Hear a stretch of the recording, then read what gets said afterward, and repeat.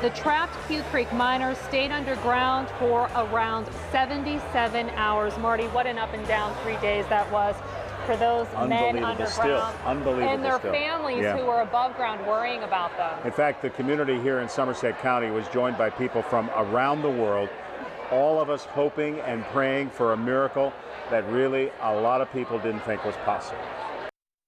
The rescue effort began last night around 9 o'clock at the Quecreek mine near Freedens in Somerset County. The miners were trapped when they apparently ruptured a nearby abandoned mine. That mine, abandoned sometime in the 1950s, was full of millions of gallons of water. In fact, officials think as much as 60 million gallons poured into the Quecreek mine, and the water continued to pour in overnight.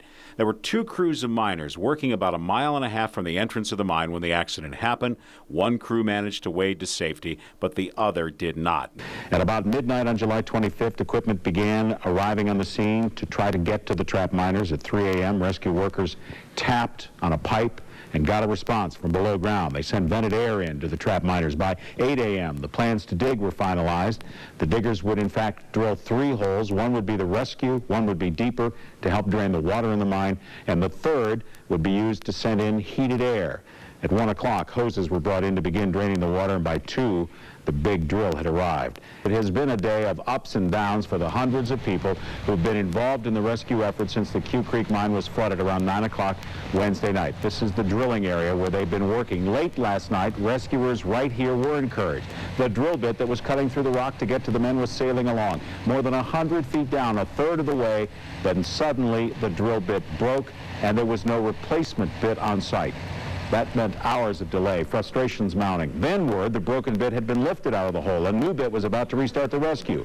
But then more heartbreak for the family members. That bit was not out. That drill bit in rescue shaft 1 was a critical step in restarting the drilling effort in shaft 1. And yeah, I hope all of Pennsylvania realizes that it was a very positive moment.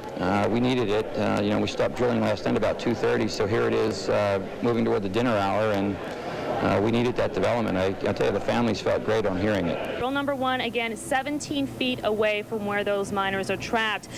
They stopped the drill, I understand, just to put a pressure cap on that drill. That's a safety precaution because they don't want to disturb the air bubble that they believe is keeping those 9 miners alive. We got the confirmation from the governor about 10:45, 10:50 that they did break through.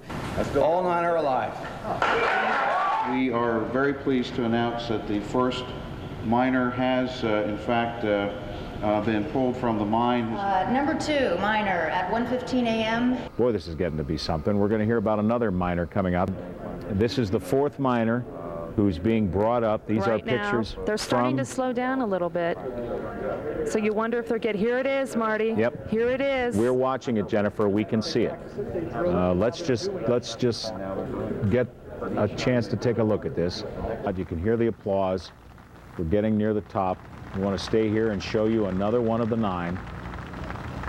There it is, the applause, number 9. 9 for 9.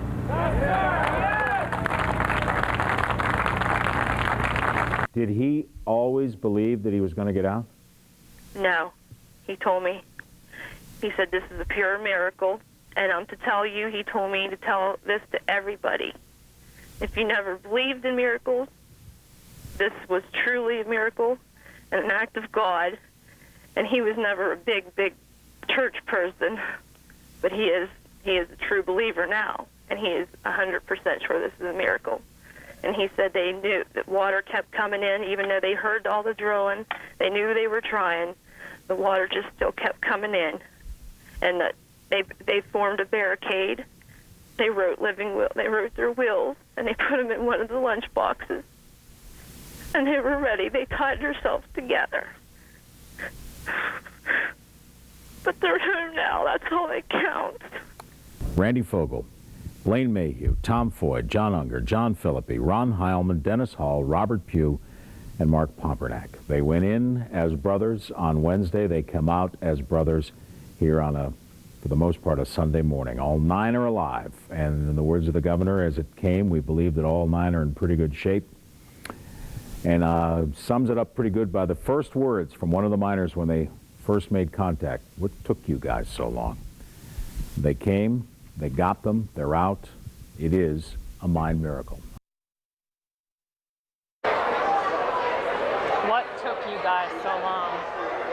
You know, just listening to Blaine Mayhew's wife there, it takes you back. I've done a lot of interviews over 40 years. I've never done one like that before or since.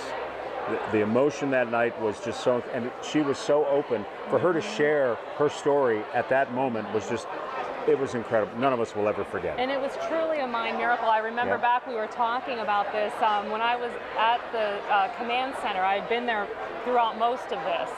And Marty, do you remember you talked to me on the phone? You were like, hey kid, you got to tone it down a little bit because these guys probably aren't going to make it, or some of them aren't going to make it. And I tried to explain to you, I said, we're really optimistic out here. They're alive, you know, they're communicating, they're tapping on this pipe, they're going to get out. And I was there, but you and everybody else were going about their day-to-day lives thinking, how could it be possible that they could survive? And we knew that people were optimistic. Governor Schweiker was more optimistic than anything, but you also wanted to temper the optimism because you really didn't. Something we will never forget. Never, ever forget.